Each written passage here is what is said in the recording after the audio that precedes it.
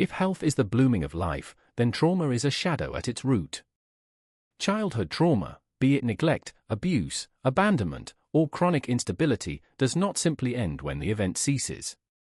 Rather, it reverberates across the decades, shaping the body, the brain, the immune system, and the very way a person relates to the world.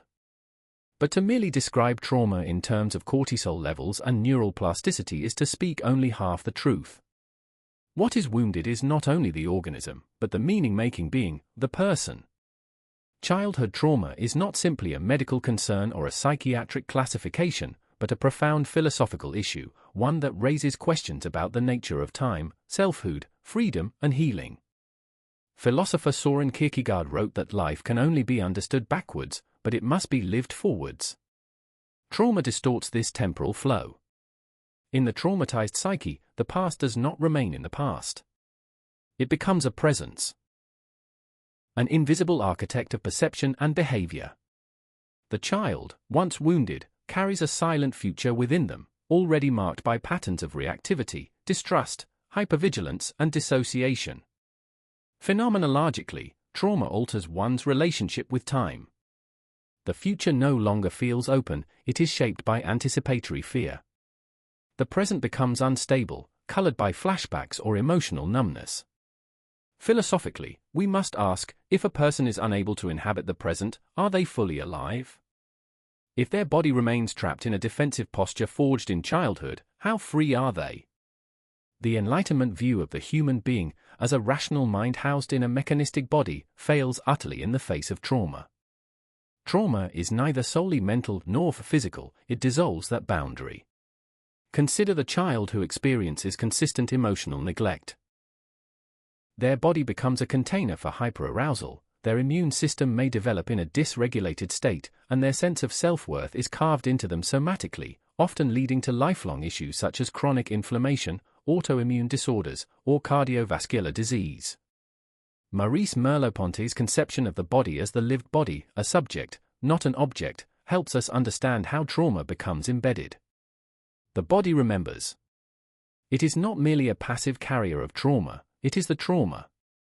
This erodes the modern dichotomy between psyche and soma and calls for a more integrated, holistic view of human health, one that considers the philosophical dimensions of embodiment.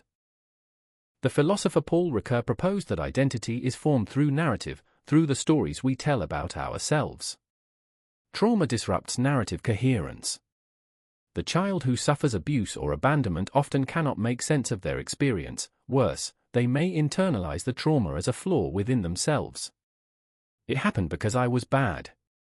Thus begins a self-concept founded on shame.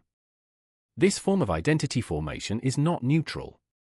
It has consequences across a lifetime, influencing one's relationships, career, ability to care for oneself, and even openness to joy.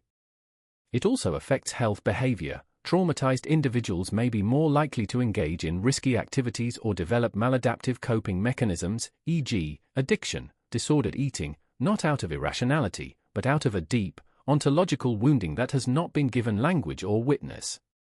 To examine trauma philosophically is to also ask moral and political questions. What kind of society permits, ignores, or even perpetuates trauma? Childhood trauma is not distributed evenly. It disproportionately affects the poor, the marginalized, and the oppressed. Here, trauma is not merely personal, it is systemic.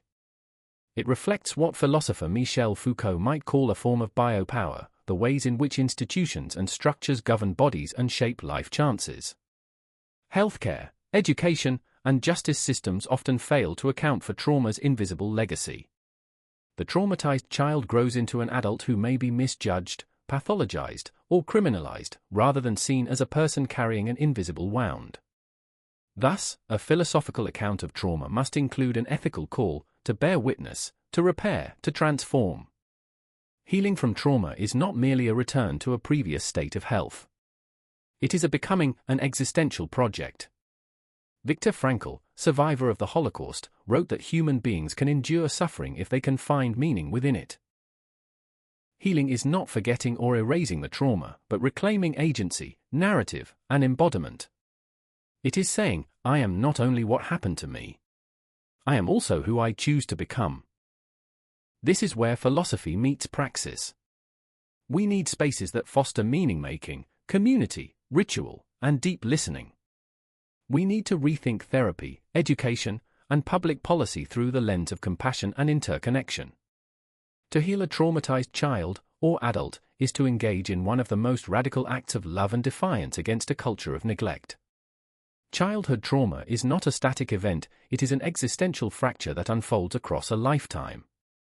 To understand its effects on health is to venture beyond biology and into the deepest questions of what it means to be human. How do we carry the past? How do we live in wounded bodies? How do we reclaim the authorship of our own lives? The answers are neither simple nor linear. But perhaps in asking these questions, in refusing to look away from the pain and complexity of trauma, we move closer to a philosophy not just of health, but of wholeness.